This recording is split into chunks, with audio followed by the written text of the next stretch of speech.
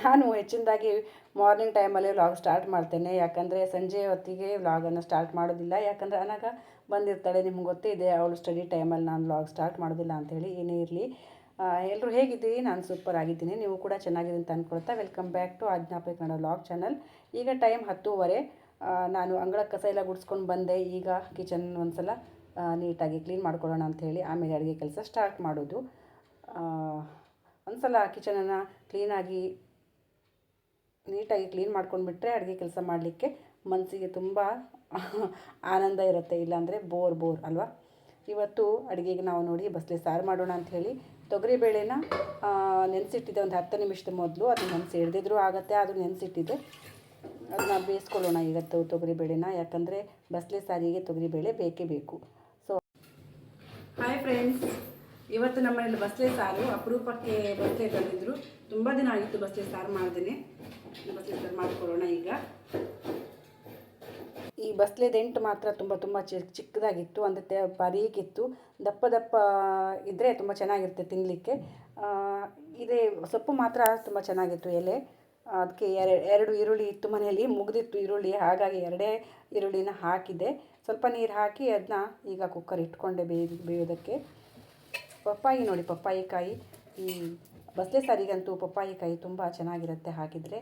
ನಾನು ಅನಗಂಗೆ ಸ್ಕೂಲಿಗೆ ಬಿಡ್ಲಿಕ್ಕೆ ಹೋಗಿದ್ನಲ್ಲ, ಬರಬೇಕಿದ್ರೆ ತರಕಾರಿ ಶಾಪಿಂದ ಒಂದು ಪಪ್ಪಾಯಿ ತೊಗೊಂಡು ಬಂದೆ, ಪಪ್ಪಾಯಿ ಕಾಯಿ. ಆಮೇಲೆ ನಾನು ನಮ್ಮ ಮನೆಯವ್ರಿಗೆ ಕಾಲ್ ಮಾಡಿ ಹೇಳಿದೆ ಈರುಳ್ಳಿ ಬೇಕಿತ್ತು ಅಂಥೇಳಿ. ಅವರು ಈರುಳ್ಳಿ ಮತ್ತೆ ತಂದು ಕೊಟ್ಟರು. ಈಗ ಈ ಪಪ್ಪಾಯಿ ಜೊತೆಗೆ ಈರುಳ್ಳಿ ಹಾಕ್ಕೊಂಡೆ, ಇನ್ನೊಂದು ಈರುಳ್ಳಿನೂ ಕೂಡ. ಅದು ಆವಾಗ 2 ಈರುಳ್ಳಿ ಹಾಕಿದ್ನಲ್ವ. ಸೊ ಹಾಗಾಗಿ ಈ ಕುಕ್ಕರಿಗೆ ಏನು ಪ್ರಾಬ್ಲಮ್ಮು ಗೊತ್ತಿಲ್ಲ, ಬೇಗ ಬೇಯೋದಿಲ್ಲ. 3-4 ವಿಸಿಲ್ ಆಯಿತು, ಆದರೂ ಕೂಡ ಬೆಂದಿರಲಿಲ್ಲ. ಇನ್ನೊಮ್ಮೆ ಇಡೋಣ ಅಂಥೇಳಿ ಇನ್ನೊಮ್ಮೆ ಕೂಡ ಕುಕ್ಕರ್ನ ಇಟ್ಕೊಂಡೆ. ಪಪ್ಪಾಯಿ ಕೂಡ ಈಗ ಬೇಯ್ದುಕೊಳ್ಬೇಕು, ಅಂದರೆ ಸ್ವಲ್ಪ ಚೆನ್ನಾಗಿ ಬೇಯಬೇಕದು, ಮೆತ್ತಗಾಗಬೇಕು, ಆ ಥರ ಬೇಯಿಸ್ಕೊಳ್ಬೇಕು. ಸ್ವಲ್ಪ ನೀರು ಹಾಕ್ಕೊಂಡು ಆಮೇಲೆ ಇನ್ನೊಮ್ಮೆ ಬೇಯಿಸ್ಲಿಕ್ಕೆ ಇಟ್ಕೊಂಡೆ. ಹಾಗೆ ಇವತ್ತು ಕ್ಯಾಬೇಜ್ ಪಲ್ಯ ಮಾಡೋಣ ಅಂಥೇಳಿ. ಕ್ಯಾಬೇಜ್ ನಮ್ಮ ಮನೇಲಿ ಯಾರಿಗೂ ಇಷ್ಟ ಇಲ್ಲ, ಆದರೂ ತರಕಾರಿ ತರಿಸುವಾಗ ನಮ್ಮ ಮನೆಯವರು ತೊಗೊಂಡು ಬಂದುಬಿಟ್ಟಿದ್ರು. ಹಾಗಾಗಿ ಕ್ಯಾಬೇಜ್ ಪಲ್ಯ ಮಾಡೋಣ ಅಂಥೇಳಿ. ನನಗಂತೂ ಸ್ವಲ್ಪನೂ ಇಷ್ಟ ಆಗಿಲ್ಲ ಕ್ಯಾಬೇಜ್ ಪಲ್ಯ. ಇದಕ್ಕೇನಿಲ್ಲ, ಸಿಂಪಲ್ಲಾಗಿ ಒಗ್ಗರಣೆ, ಸಾಸಿವೆ ಒಗ್ಗರಣೆ ಹಾಕಿ ಕ್ಯಾಬೇಜ್ ಪಲ್ಯ ಮಾಡ್ಕೊಳ್ಳೋದು. ಏನು ಮಾಡೋದು, ಎಲ್ಲ ರೀತಿ ತರಕಾರಿ ತಿನ್ನಬೇಕಲ್ವಾ. ಸೊ ಹಾಗಾಗಿ ತಿನ್ನೋದಷ್ಟೇ. ಅದಕ್ಕೆ ಸ್ವಲ್ಪ ಕಡಲೆಬೇಳೆ ಹಾಕಿದರೂ ಕೂಡ ಚೆನ್ನಾಗಿರುತ್ತೆ. ಹಸಿಮೆಣಸು, ಕಡಲೆಬೇಳೆ ಮತ್ತು ಸಾಸಿವೆ ಒಗ್ಗರಣೆ ಹಾಕಿ ಆಮೇಲೆ ಕ್ಯಾಬೇಜನ್ನ ಚಿಕ್ಕ ಕಟ್ ಮಾಡಿ ಹಾಕ್ಕೊಂಡ್ಬಿಟ್ರೆ ಆಯಿತು. ತುಂಬ ಚೆನ್ನಾಗಿರ್ತದೆ, ರುಚಿ ಆಗುತ್ತೆ. ಆದರೂ ಒಬ್ಬೊಬ್ಬರಿಗೆ ಒಂದೊಂದು ಥರ ಇಷ್ಟ ಅಲ್ವಾ ತರಕಾರಿಯಲ್ಲೂ ಕೂಡ. ಹಾಗಾಗಿ ನನಗೆ ಅಷ್ಟು ಇಷ್ಟ ಆಗೋದಿಲ್ಲ. ತಿನ್ನೋದೇ ಇಲ್ಲ ಅಂತಲ್ಲ, ತಿಂತೇನೆ, ಎಲ್ಲರೂ ತಿಂತಾರೆ, ಬಟ್ ಇಷ್ಟಪಟ್ಟು ತಿನ್ನೋದಿಲ್ಲ. ಒಂದೊಂದು ತರಕಾರಿ ಇಷ್ಟಪಟ್ಟು ತಿಂತೇವಲ್ವ, ಹಾಗೆ ಇದನ್ನ ಅಷ್ಟು ಇಷ್ಟಪಟ್ಟು ತಿನ್ನೋದಿಲ್ಲ ಅಷ್ಟೇ. ಬಸಳೆಗೆ ಪಪ್ಪಾಯಿ ಸೂಪರ್ ಕಾಂಬಿನೇಷನ್. ನಾನ್ ವೆಜ್ ತಿನ್ನೋರು ಇದಕ್ಕೆ ಶಟ್ಲಿ ಅಂತಾರಲ್ವ, ಶಟ್ಲಿನೂ ಹಾಕ್ತಾರೆ. ಮತ್ತು ಬಸಳೆ ಸಾರಿಗೆ ಏನಂತಾರೆ, ಅದಕ್ಕೆ ಚಿಪ್ಪಿಕಲ್ಲು, ಬಳ್ಚು ಅದನ್ನು ಕೂಡ ಹಾಕ್ತಾರೆ. ನಮ್ಮ ವೆಜ್ ಅವರಿಗೆ ಏನೂ ಇಲ್ಲ, ಪಪ್ಪಾಯಿ ಮತ್ತು ಈರುಳ್ಳಿ ಹಾಕಿದರೆ ಬಸಳೆ ಸಾರು ಸೂಪರ್ ಆಗಿರುತ್ತೆ.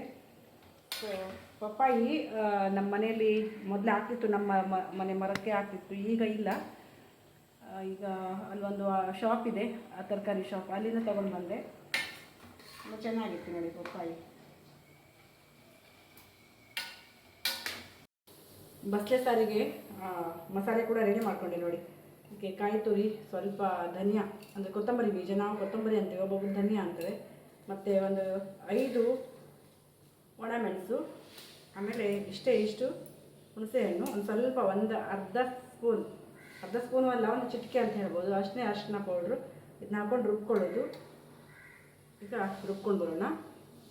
ಬಸಳೆ ಸಾರಿನ ಮಸಾಲೆಗೆ ಸ್ವಲ್ಪ ಕಾಯಿ ತುರಿ, ಆಮೇಲೆ ಒಂದು 5 ಒಣಮೆಣಸು, ಕೊತ್ತಂಬರಿ, ಸ್ವಲ್ಪ ಅರಿಶಿನ ಮತ್ತು ಸ್ವಲ್ಪ ಹುಣಸೆ ಹಣ್ಣು, ಇಷ್ಟು ಹಾಕ್ಕೊಂಡು ರುಬ್ಕೊಂಡ್ರಾಯ್ತು.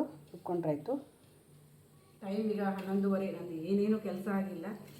ಇವತ್ತು ಒಂದು ವಿಡಿಯೋ ಎಡಿಟ್ ಮಾಡೋದಿತ್ತು. ಸೊ ಹಾಗಾಗಿ ಬೆಳಿಗ್ಗೆ ಎಡಿಟ್ ಮಾಡ್ತಾ ಕೂತ್ಕೊಂಡು ಎಲ್ಲ ಕೆಲಸ ಲೇಟ್ ಆಗೋಯಿತು. ಬೇಗ ಮಾಡ್ಕೊಳ್ಳೋಣ. ಈಗ ಇವತ್ತು ಕೂಡ ನೆಲ ಒರೆಸ್ಲಿಕ್ಕೆ ಒಬ್ರಿಗೆ ಹೇಳಿದ್ನಲ್ವ, ನಾನು ಇಲ್ಲಾಗಿದ್ದೆ. ಇವತ್ತು ಬಾ ಅಂತ ಹೇಳಿದ್ದೆ ಅವಳಿಗೆ ಬಂದು ನೆಲ ಒರೆಸ್ಕೊಂಡು ಹೋಗ್ತಾರೆ. ಉಳಿದ ಕೆಲಸ ಮಾಡ್ಕೊತೀನಿ.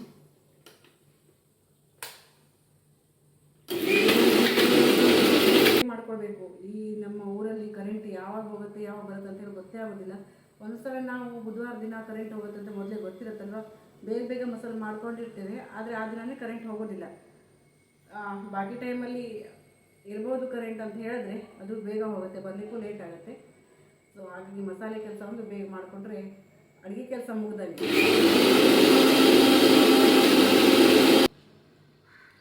ಮಸಾಲೆ ರುಬ್ಕೊಂಡಿದ್ದಾಯಿತು.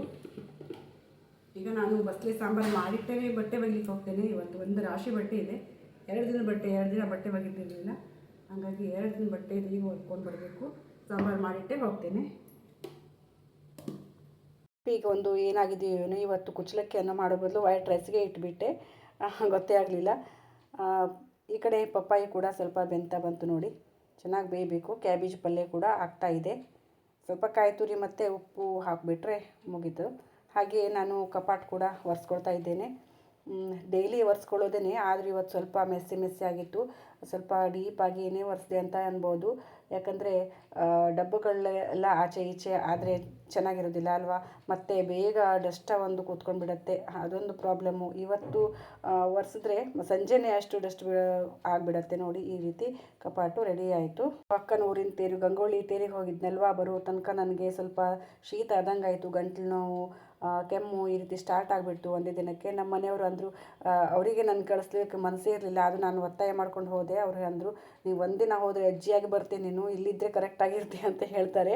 ಆದರೆ ನಾವು ಹೋಗಬೇಕಲ್ವಾ, ಹೋಗುವಲ್ಲಿ ಹೋಗಬೇಕು, ಇಲ್ಲಾಂದರೆ ಮನೇಲೇ ಕೂತ್ಕೊಳ್ಬೇಕಾಗತ್ತೆ ಅಷ್ಟೇ. ಈಗ ಬಸ್ಲೆ ಕೂಡ ಬೆಂತು ಮತ್ತು ಪಪ್ಪಾಯಿ ಜೊತೆ ಅದನ್ನ ಈಗ ಮಿಕ್ಸ್ ಮಾಡಿಕೊಂಡೆ ನೋಡಿ. ತುಂಬ ಚೆನ್ನಾಗಿರುತ್ತೆ ಮಾತ್ರ, ಕಾಂಬಿನೇಷನ್ ಮಾತ್ರ ಸೂಪರಾಗಿರುತ್ತೆ. ಸ್ವಲ್ಪ ಉಪ್ಪು ಕೂಡ ಸೇರಿಸ್ಕೊಂಡೆ. ಹಾಗೆ ರುಬ್ಬಿದ ಮಸಾಲೆನೂ ಕೂಡ ಈಗ ಸೇರಿಸ್ಕೊಳ್ಳೋದು. ತುಂಬ ಚೆನ್ನಾಗಿರುತ್ತೆ, ಎಲ್ರಿಗೂ ಇಷ್ಟ ಬಸ್ಲೆ. ಈ ಬೇಸಿಗೆಯಲ್ಲಂತೂ ತುಂಬ ತಂಪು ಇದು. ಹಾಗೆ ಬೆಳಿಗ್ಗೆ ಜೋಳದ ರೊಟ್ಟಿ ಜೊತೆ ಈರುಳ್ಳಿ ಚಟ್ನಿ ಮಾಡಿದೆ, ಆ ಚಟ್ನಿ ಸ್ವಲ್ಪ ಮಿಕ್ಕಿತ್ತು, ಅದನ್ನು ಕೂಡ ಸೇರಿಸ್ಬಿಟ್ಟೆ, ಇಲ್ಲಾಂದರೆ ಸುಮ್ಮನೆ ವೇಸ್ಟ್ ಆಗುತ್ತೆ ಎಸೆಯೋದು ಅಂಥೇಳಿ. ಇಲ್ಲಿ ಅನ್ನ ಕೂಡ ಕುದಿ ಬಂತು, ಅದಕ್ಕೆ ಮುಚ್ಚಿಟ್ಟು ಗ್ಯಾಸ್ ಆಫ್ ಮಾಡಿದೆ. ಒಂದು 10 ಮಿನಿಟ್ಸ್ ಬಿಟ್ಟು ನೋಡಿದರೆ ಬಾಗಿಸ್ಕೊಂಡ್ರಾಯಿತು. ಬಸ್ಲೆ ಸಾರು ಕೂಡ ರೆಡಿ ಆಗ್ತಾ ಬಂದಿದೆ ನೋಡಿ, ತುಂಬ ಚೆನ್ನಾಗಿ ಬಂದಿದೆ ಬಸ್ಲೆ ಸಾರು. ಇದು ತಂಪು ಬೇಸಿಗೆಲೆಲ್ಲ ಇದನ್ನ ಪಲ್ಯ ಕೂಡ ಮಾಡ್ಕೋಬೋದು. ಹಾಗೆ ಟೈಮ್ ಈಗ 12 ಗಂಟೆ. ನಾನು ಅಕ್ಕನ ಮನೆಯಿಂದ ಒಂದು ಇದು ತೊಗೊಂಡು ಬಂದೆ, ಪೇರ್ಲಕಾಯಿ, ತುಂಬ ಚೆನ್ನಾಗಿತ್ತು, ಅದನ್ನ ತಿಂತಾ ಇದ್ದೇನೆ ನೋಡಿ. ಇದಕ್ಕೆ ಕೆಲವರು ಉಪ್ಪು ಕೂಡ ಹಾಕ್ಕೊಂಡು ತಿಂತಾರೆ, ಆದರೆ ನನಗೆ ಇದು ಉಪ್ಪು ಹಾಕ್ಕೊಂಡ್ರೆ ಒರಿಜಿನಲ್ ಟೇಸ್ಟ್ ಹೋಗುತ್ತೆ, ನನಗೆ ಆಗೋದಿಲ್ಲ. ಹಾಗಾಗಿ ನಾನು ಹಾಗೆ ತಿಂತಾ ಇದ್ದೇನೆ, ಅರ್ಧ ಕಟ್ ಮಾಡ್ಕೊಂಡು ತಿಂತಾ ಇದ್ದೇನೆ ಅಷ್ಟೇ. ಫ್ರೆಂಡ್ಸ್, ಟೈಮ್ ಈಗ 12:15. ನಾನು ಈಗ ಬಟ್ಟೆ ಒಗೆಯೋಣ ಅಂತ ಹೋಗ್ತಾ ಇದ್ದೇನೆ. ಬಟ್ಟೆ ನೆನೆಸಿಟ್ಟು ಒಂದು 2 ಗಂಟೆ ಆಗೋಯ್ತು. ಇವತ್ತು ಸ್ವಲ್ಪ ಲೇಟ್ ಆಯಿತು, ಈಗ ಹೋಗ್ತೇನೆ. ಫ್ರೆಂಡ್ಸ್, ಇಷ್ಟೊಂದು ಬಟ್ಟೆ ಇತ್ತು ನೋಡಿ, ಇಷ್ಟೊಂದು 2 ದಿನದ ಬಟ್ಟೆ. ನಾನು ಗಂಗೊಳಿಗೆ ಹೋಗಿದ್ನಲ್ವ, ಹಾಗಾಗಿ ಅದು ಒಗೆದಿರಲಿಲ್ಲ. ಈಗ ಬಟ್ಟೆ ಎಲ್ಲ ಒಗೆದಾಗಿದೆ, ಈಗ ಹಿಂಡ್ಕೊಳ್ಬೇಕು.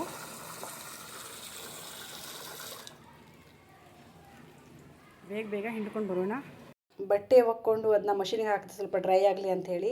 ಈಗ ಮೊಸರಿತ್ತು, ಸ್ವಲ್ಪ ಹುಳಿಯಾಗಿತ್ತು, ಅದನ್ನ ಮಜ್ಜಿಗೆ ಮಾಡ್ಕೊಳ್ಳೋ ಅಂತೇಳಿ ಮಾಡ್ತಾ ಇದ್ದೇನೆ. ಈ ಬೇಸಿಗೆಲಂತೂ ಮಜ್ಜಿಗೆನ ಎಷ್ಟು ಕುಡಿದ್ರೂ ಸಾಲೋದಿಲ್ಲ, ಅದು ತೆಳ್ಳಗೆ ಮಾಡ್ಕೊಳ್ಬೇಕು, ತುಂಬ ಚೆನ್ನಾಗಿರುತ್ತೆ ಮಜ್ಜಿಗೆ. ದಪ್ಪ ಮೊಸರು ಈ ಬೇಸಿಗೆಲಿ ತಿಂದರೆ ಅಷ್ಟು ಅನಿಸೋದಿಲ್ಲ, ಒಳ್ಳೇದು ಅನಿಸೋದಿಲ್ಲ. ತೆಳ್ಳಗೆ ಮಾಡಬೇಕು, ಆದಷ್ಟು ತೆಳ್ಳಗೆ ಮಾಡ್ಕೊಳ್ಬೇಕು. ಈಗ ನೋಡಿ, ಇದಕ್ಕೆ ಸ್ವಲ್ಪ ಡಿಫ್ರೆಂಟ್ ಆಗಿರಲಿ ಅಂತ ಇದಕ್ಕೆ ಒಂದು ಇದು ಮಾಡ್ತಾ ಇದ್ದೇನೆ ನೋಡಿ. ಸ್ವಲ್ಪ ಉಪ್ಪು ಹಾಕ್ಕೊಂಡೆ ಕಲ್ಲ ಮೇಲೆ. ಹಾಗೆ ಒಂದು 2 ಹಸಿಮೆಣಸು, ಆಮೇಲೆ ಶುಂಠಿ, ಒಂದು ಅರ್ಧ ಇಂಚು ಶುಂಠಿ, ಒಂದು ಇಂಚೆ ಹಾಕಿದ್ದೆ. ಅದು ಸ್ವಲ್ಪ ಚೆನ್ನಾಗಿ ಜಜ್ಜಿಕೊಳ್ಬೇಕು ಕಲ್ಲಲ್ಲಿ, ತುಂಬ ಚೆನ್ನಾಗಿರುತ್ತೆ. ಸ್ವಲ್ಪ ಸಣ್ಣ ಮಿಕ್ಸರ್ ಜಾರ್ ಇದ್ದರೂ ಕೂಡ ಅದರಲ್ಲಿ ಕೂಡ ಹಾಕ್ಕೊಳ್ಬೋದು. ನಾನು ಈ ಕಲ್ಲಲ್ಲಿ ಇದನ್ನ ಕುಟ್ಟಿ ಮಿಕ್ಸ್ ಮಾಡ್ಕೊಳ್ತಾ ಇದ್ದೀನಿ, ಚೆನ್ನಾಗಿರುತ್ತೆ ಟೇಸ್ಟು. ಹಾಗೆ ಅದಕ್ಕೆ ಸ್ವಲ್ಪ ಕೊತ್ತಂಬರಿ ಸೊಪ್ಪು ಕೂಡ ಹಾಕ್ಕೊಳ್ಬೇಕು. ಚಿಕ್ಕದಾಗಿ ಕಟ್ ಮಾಡಿ ಇಟ್ಕೊಂಡಿದ್ದೆ ಕೊತ್ತಂಬರಿ ಸೊಪ್ಪನ್ನು, ಅದನ್ನು ಕೂಡ ಮಿಕ್ಸ್ ಮಾಡ್ಕೊಳ್ಬೇಕು. ಇದು ನೋಡಿ, ತುಂಬ ನೈಸಾಗಿ ಅದನ್ನ ಕುಟ್ಕೊಳ್ಬೇಕು ನೋಡಿ. ಈ ರೀತಿ ನೈಸಾಗಬೇಕು. ಈ ನೈಸಾದಮೇಲೆ ಇದನ್ನ ಮಜ್ಜಿಗೆಗೆ ಆ್ಯಡ್ ಮಾಡ್ಕೊಳ್ಬೇಕು ನೋಡಿ. ಸ್ವಲ್ಪ ಡಿಫ್ರೆಂಟ್ ಆಗಿರುತ್ತೆ, ಮಜ್ಜಿಗೆನೇ ಸ್ವಲ್ಪ ಡಿಫ್ರೆಂಟ್ ಆಗಿರುತ್ತೆ. ಇದಕ್ಕೆ ಸಾಸಿವೆ ಮತ್ತು ಹಿಂಗು ಒಗ್ಗರಣೆ ಕೂಡ ಹಾಕ್ತಾರೆ, ಬೆಳ್ಳುಳ್ಳಿ ಒಗ್ಗರಣೆ ಕೂಡ ಹಾಕ್ತಾರೆ. ನನಗೆ ಇವತ್ತು ಇದೇ ಮಾಡೋಣ ಅನಿಸ್ತು ನೋಡಿ. ಈ ರೀತಿ ಬಂದಿದೆ ಮಜ್ಜಿಗೆ, ಕುಡಿಲಿಕ್ಕೂ ಆಗುತ್ತೆ, ಅನ್ನದ ಜೊತೆನೂ ಆಗುತ್ತೆ. Hi friends, time 1:15. ನಾನು ಬೀಟ್ರೂಟ್ ಮತ್ತು ಮೂಲಂಗಿನ ಈ ರೀತಿ ಕಟ್ ಮಾಡ್ಕೊಂಡಿದ್ದೀನಿ ನೋಡಿ. ಬೀಟ್ರೂಟ್ ಮತ್ತು ಮೂಲಂಗಿ ಸ್ವಲ್ಪ ಉಪ್ಪು ಹಾಕಿದ್ದೇನೆ ಅಷ್ಟೇ. ಇದನ್ನ ತಿನ್ನೋಣ ಈಗ, ಯಾಕಂದರೆ ಊಟಕ್ಕೆ ಲೇಟ್ ಇದೆ, ಹಾಗಾಗಿ.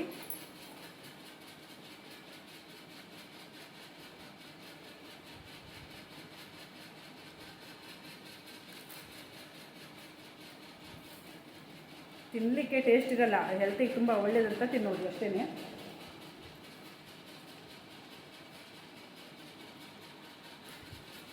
ನಾನು ಮಜ್ಜಿಗೆ ಮಾಡಿಕೊಳ್ಳೋ ತನಕ ಈ ಮಷೀನಿಗೆ ಹಾಕಿದ್ನಲ್ಲ ಬಟ್ಟೆ ಡ್ರೈ ಆಯಿತು. 10 ಮಿನಿಟ್ಸಲ್ಲಿ ಡ್ರೈ ಆಗುತ್ತೆ ಇದು. ಇದನ್ನ ಈಗ ಬಿಸಿಲಿಗೆ ಹಾಕಿಬಿಟ್ರೆ ಆಯಿತು. ನಮ್ಮ ಮನೇಲಂತೂ ಮೇಲ್ಗಡೆ ಮನೆ ಕನ್ಸ್ಟ್ರಕ್ಷನ್ ನಡೀತಾ ಇದೆ, ಹಾಗಾಗಿ ಹೂವು ಗಿಡಗಳೆಲ್ಲ ಕೆಳಗಿದ್ದಾವಲ್ಲ, ಹಾಗಾಗಿ ಅಗಿಲಾಯಿ ಮಾಡಿ ಸಿಮೆಂಟ್ ಎಲ್ಲ ಬೀಳಬಾರ್ದು ಅಂತ ಈ ರೀತಿ ಪ್ಲಾಸ್ಟಿಕ್ ಕಟ್ಟಿದ್ದಾರೆ ನೋಡಿ. ಮತ್ತು ಪಕ್ಕದ ಮನೆ ಗೋಡೆಗೂ ತಾಗಬಾರ್ದಲ್ವ, ಹಾಗಾಗಿ ಈ ರೀತಿ ಪ್ಲಾಸ್ಟಿಕ್ ಕಟ್ಟಿದ್ದಾರೆ. ಕನ್ಸ್ಟ್ರಕ್ಷನ್ ಕೆಲಸ ನಡೀತಾ ಇದೆ, ಇನ್ನು ಯಾವಾಗ ಮುಗಿಯುತ್ತೋ ಗೊತ್ತಿಲ್ಲ. ಹಾಗೆ ಬಟ್ಟೆ ಒಣಗಿಸ್ಲಿಕ್ಕೆ ಬಂದೆ ನಾನು. ಈ ಸ್ವಲ್ಪ ಲೇಟ್ ಆಯ್ತಲ್ಲ ಬಟ್ಟೆ ನಾನು ತೊಳಿಲಿಕ್ಕೆ, ಹಾಗಾಗಿ ಡ್ರೈಯರಿಗೆ ಹಾಕಿದೆ. ಮತ್ತು ಈ ಅಂಗಳದಲ್ಲಿ ಹೆಚ್ಚೊತ್ತು ಬಿಸಿಲಿರೋದಿಲ್ಲ, ಒಂದೊಂದು ದಿನ ಮೋಡ ಆದ್ರಂತೂ ಡ್ರೈಯರಲ್ಲಿ ಹಾಕಲಿಲ್ಲ ಅಂದರೆ ಒಣಗೋದೇ ಇಲ್ಲ. ಹಾಗಾಗಿ ನಾನಿವತ್ತು ಒಣಗಿಸ್ಕೊಳ್ತಾ ಇದ್ದೇನೆ ಡ್ರೈಯರಿಗೆ ಹಾಕಿನಿ. ಈ ತೆಂಗಿನ ಮರ ಮತ್ತು ಆ ಕಡೆ ಈ ಕಡೆ ಎಲ್ಲ ಮರ ಇರೋದ್ರಿಂದ ನೆರಳು, ಒಂದೊಂದು ಸಲ ಬಿಸಿಲು ಬರುತ್ತೆ, ಹಂಗೆ ಬರೋದಿಲ್ಲ ಅಂತಲ್ಲ, ಆದರೂ ಅಷ್ಟೆಲ್ಲ ಬಿಸಿಲು ಬರೋದಿಲ್ಲ ನೋಡಿ. ಈ ರೀತಿ ಇಷ್ಟು ಬಟ್ಟೆ ಇತ್ತು ಇವತ್ತು, ಇಷ್ಟೆಲ್ಲ ಬಟ್ಟೆ ಒಗೆದೆ. ಕೈ ನೋವು ಬಂದೋಯ್ತು ನನಗೆ, ಎಷ್ಟು ಬಟ್ಟೆ. ಇದು ನೈಟಿ ನೋಡಿ, ನಂದು ಹೊಸ ನೈಟಿ. ಇದು ಫಿಟ್ಟಿಂಗ್ ಕೊಟ್ಟಿದ್ದೆ ಟೇಲರ್ ಹತ್ರ. ನಮ್ಮ ಮನೆಯವರು ಮನೆಗೆ ಬರೋದಿತ್ತು ಶಾಪಿಂದ, ಅಲ್ಲಿಂದನೇ ಅವ್ರು ತೊಗೊಂಡು ಹೋಗಂದ್ರಂತೆ, ಹಾಗಾಗಿ ತೊಗೊಂಡು ಬಂದರು. 3 ನೈಟಿ 1 ಡ್ರೆಸ್ಸು ಫಿಟ್ಟಿಂಗ್ ಕೊಟ್ಟಿದ್ದೆ. ಈ ನೈಟೀಸ್ ಎಲ್ಲ ನಾನು ಅಂಕೋಲದಿಂದ ತಂದಿದ್ದು.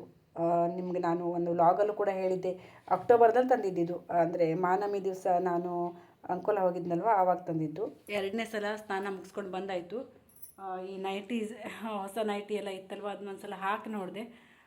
ಫಿಟ್ಟಿಂಗ್ ಕರೆಕ್ಟ್ ಇದೆ, ಲೆಂತು ಕರೆಕ್ಟ್ ಇದೆ, ಆದರೆ ಕೈ ಮಾತ್ರ ಫಿಟ್ಟಿಂಗ್ ಮಾಡೇ ಇಲ್ಲ. ಇನ್ನೊಮ್ಮೆ ತೊಗೊಂಡು ಹೋಗಿ ಕೊಡಬೇಕು, ಹೇಳಬೇಕು ಅವರಿಗೆ. ಕೈ ಸ್ವಲ್ಪನೂ ಫಿಟ್ಟಿಂಗ್ ಮಾಡಲಿಲ್ಲ ಕೈಯನ್ನು, ಸ್ವಲ್ಪ ಅಗಲ ಇದೆ ಕೈಯೆಲ್ಲ, ಹಾಗಾಗಿ ಇನ್ನೊಮ್ಮೆ ರೀಫಿಟ್ಟಿಂಗ್ ಕೊಡಬೇಕು. ಅದನ್ನ ಆಮೇಲೆ ಮಡಚಿಡ್ತೇನೆ. ಈಗ ಊಟ ಮಾಡೋ ಟೈಮ್, ಈಗ ಊಟಕ್ಕೆ ಹೋಗೋಣ ಬನ್ನಿ.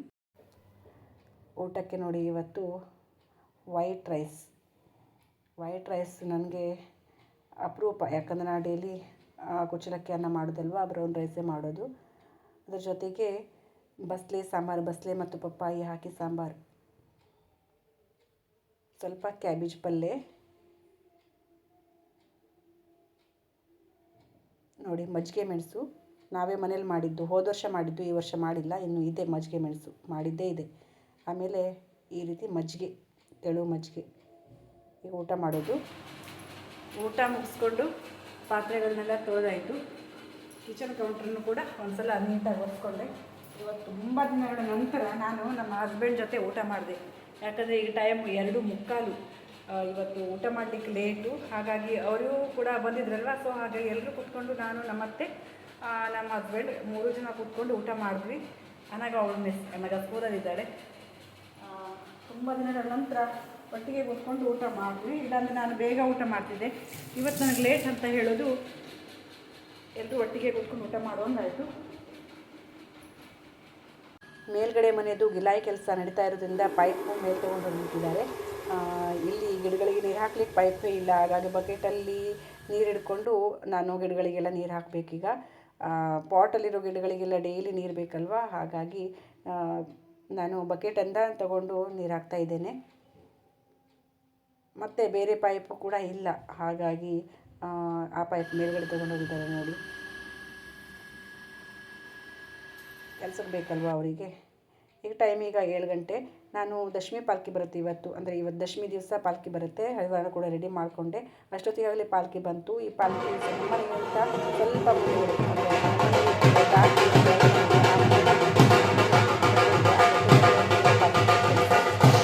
ವಾಪಸ್ ನಮ್ಮನೆ ತನಕ ಬರುತ್ತೆ. ಪಾಲ್ಕಿ ಬಂತು ನಮ್ಮ ಮನೇಲಿ ನೋಡಿ. ನಾವು ಇಲ್ಲಿ ಹರವಣ ಕೊಡಲಿಕ್ಕೆ ಎಲ್ಲರೂ ನಿಂತ್ಕೊಂಡ್ರು. ಅಂದರೆ ನಮ್ಮ ಹಳೆ ಮನೆಯಿಂದ ಅವರು ಕೂಡ ಬರ್ತಾರೆ, ನಮ್ಮ ಅಕ್ಕ ಬಾವ ಅವರೆಲ್ಲ ಬರ್ತಾರೆ. ಒಂದು 5-6 ಹರವಣ ನಮ್ಮ ಮನೆಯವ್ರದ್ದೇ ಆಗುತ್ತೆ.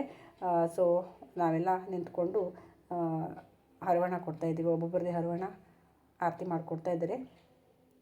ಪಾಲ್ಕಿ ಜೊತೆ ತುಂಬ ಜನ ಬರ್ತಾರೆ ಕೂಡ.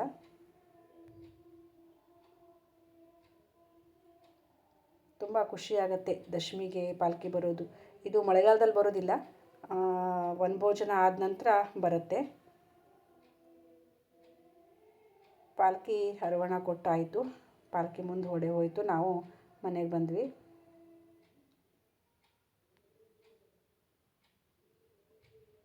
ಇದು ನೋಡಿ ನಮ್ಮದು ಇದು ಫಸ್ಟ್ ಅಂದರೆ ಹೊಸ ವರ್ಷಕ್ಕೆ ತಗೊಂಡು ಬಂದಿದ್ದು ಮಾವಿನ ಹಣ್ಣು. ಈ ವರ್ಷದ ಮೊದಲನೇ ಮಾವಿನ ಹಣ್ಣು ಇದು. ನಮ್ಮನೆಯವ್ರು ಒಂದೇ ಮಾವಿನ ಹಣ್ಣು ಇತ್ತೇನೋ ಗೊತ್ತಿಲ್ಲ, ತಗೊಂಡು ಬಂದಿದ್ದು ನಮ್ಮ ಮನೆಗೆ ಹಂಗಾಗತ್ತೆ ಅಂಥೇಳಿ ಅವಳಿಗೆ ಕಟ್ ಮಾಡಿಕೊಟ್ಟೆ, ಅವಳು ತಿಂದಳು. ಹಾಗೆ ಊಟ ಎಲ್ಲ ಮುಗಿಸ್ಕೊಂಡು, ಊಟ ಮೊದಲೇ ಆಗಿತ್ತು, ಆದರೂ ಈ ಪಾತ್ರೆ ತೊಳಿಲಿಕ್ಕೆ ಸ್ವಲ್ಪ ಲೇಟ್ ಆಗುತ್ತೆ, ಅಂದರೆ ಮನೆಯವರೆಲ್ಲ ಊಟ ಆಗಬೇಕಲ್ವ, ಹಾಗಾಗಿ ಪಾತ್ರೆ ತೊಳ್ಕೊಳ್ತಾ ಇದ್ದೀನಿ. ಫ್ರೆಂಡ್ಸ್, ಊಟ ಮಾಡಿಕೊಂಡು ತುಂಬ ಹೊತ್ತಾಯ್ತು. ನಾನು 8 ಗಂಟೆ ಒಳಗೇ ಊಟ ಮಾಡ್ತೀನಿ. ಇವತ್ತು 8:10 ಆಯಿತು ಊಟ ಮಾಡಲಿಕ್ಕೆ. ಪಾತ್ರೆ ಎಲ್ಲ ತೊಳ್ಕೊಂಡೆ, ನಾಳೆ ಏಕಾದಶಿ, ಹಾಗಾಗಿ ಈಗ ಗ್ಯಾಸ್ ಸ್ಟವ್ ಕೂಡ ಡೀಪಾಗಿ ಕ್ಲೀನ್ ಮಾಡ್ಕೊಳ್ಬೇಕು. ಒಂದ್ಸಲ ಕ್ಲೀನಾಗಿ ಎಲ್ಲ ಒರೆಸ್ಕೊಳ್ತೇನೆ. ದಶಮಿ ದಿನಾನಷ್ಟೇ ಗ್ಯಾಸ್ ಕಟ್ಟೆ ಕ್ಲೀನ್ ಮಾಡ್ಕೊಳ್ಳೋದು, ಗ್ಯಾಸ್ ಸ್ಟವ್ ಕ್ಲೀನ್ ಮಾಡ್ಕೊಳ್ಳೋದು ಅಂತ ಅಂದ್ಕೊಳ್ಬೇಡಿ, ಯಾಕಂದರೆ ಮಧ್ಯದಲ್ಲೂ ಕೂಡ ಕ್ಲೀನ್ ಮಾಡ್ತೇನೆ. ಆದರೆ ದಶಮಿ ದಿನ ಅಂತೂ ನೆನಪಿಂದ ನಾನು ಡೀಪ್ ಕ್ಲೀನ್ ಮಾಡ್ಕೊಳ್ಳೋದೇನೆ, ಯಾಕಂದರೆ ಏಕಾದಶಿ ನಾವು ಆಚರಿಸ್ತೇವಲ್ವ, ಹಾಗಾಗಿ ಮುಸ್ರೆದು ಏನೂ ಇರಬಾರ್ದು. ಹಾಗಾಗಿ ನಾನು ಎಲ್ಲ ಕ್ಲೀನ್ ಮಾಡಿಕೊಂಡು ತೊಳ್ಕೊಳ್ತೇನೆ. ಈ ಪ್ಲೇಟ್ಸ್ ಎಲ್ಲ 15 ದಿನಕ್ಕೊಂದ್ಸಲ ತೊಳ್ಕೊಳ್ತೇನೆ ಅಂತಲ್ಲ, ಅದ್ರ ಮೇಲೆ ಹಾಲೇನಾದರೂ ಚೆಲ್ಲಿದ್ರೆ, ಸಾರೇನಾದರೂ ಚೆಲ್ಲಿದ್ರೆ ಆವಾಗಲೂ ಕೂಡ ಡೀಪ್ ಕ್ಲೀನ್ ಮಾಡ್ಕೊಳ್ಳೋದೇನೆ. ಇಲ್ಲ ಅಂದರೆ ಹೀಗೆ ಒಂದು ಸಲ ಮೇಲ್ಗಡೆ ಕ್ಲೀನ್ ಮಾಡ್ಕೊಳ್ಳೋದು. ಡೈಲಿ ಏನು ಚೆಲ್ಲೋದಿಲ್ಲ. ಹಾಗಾಗಿ ಥಂಡಿ ಆಗಲಿಕ್ಕಾಗಿದೆ ಇವತ್ತು, ಗಂಟಲು ನೋವು ಮತ್ತು ಕೆಮ್ಮು, ಒಣ ಕೆಮ್ಮು. ಹಾಗಾಗಿ ಈಗ ನಾನು ನೋಡಿ ಅರಿಶಿನ ಹಾಲು ಮಾಡ್ಕೊಳ್ತಾ ಇದ್ದೇನೆ. ಒಂದು ಚಮಚ ಅರಿಶಿನ ಹಾಕಿದೆ. ಹಾಲು ಅಂದರೆ ಅದು ನನಗೆ ಹಾಲು ಎಲರ್ಜಿ, ಅಷ್ಟು ನಾನು ಹಾಲು ಕುಡಿಯೋದಿಲ್ಲ ಈಗೀಗ. ಮತ್ತು ಈ ಹಾಲನ್ನ ನಾನು ನೀರು ಮಾಡ್ಕೊಂಡಿದ್ದೆ, ಅದು ನೀರೇ ಹೆಚ್ಚಿದೆ ಹಾಲಕ್ಕಿಂತ. ಹಾಗಾಗಿ ಚೆನ್ನಾಗಿ ಕುದಿ ಬರಬೇಕು. ಆಮೇಲೆ ಬಿಸಿ ಹಾಲನ್ನು, ಅರಿಶಿನ ಹಾಲನ್ನು ಕುಡಿದ್ರೆ ಕೆಮ್ಮು ಕಡಿಮೆ ಆಗ್ತದೆ ಅಂತ ಹೇಳ್ತಾರೆ.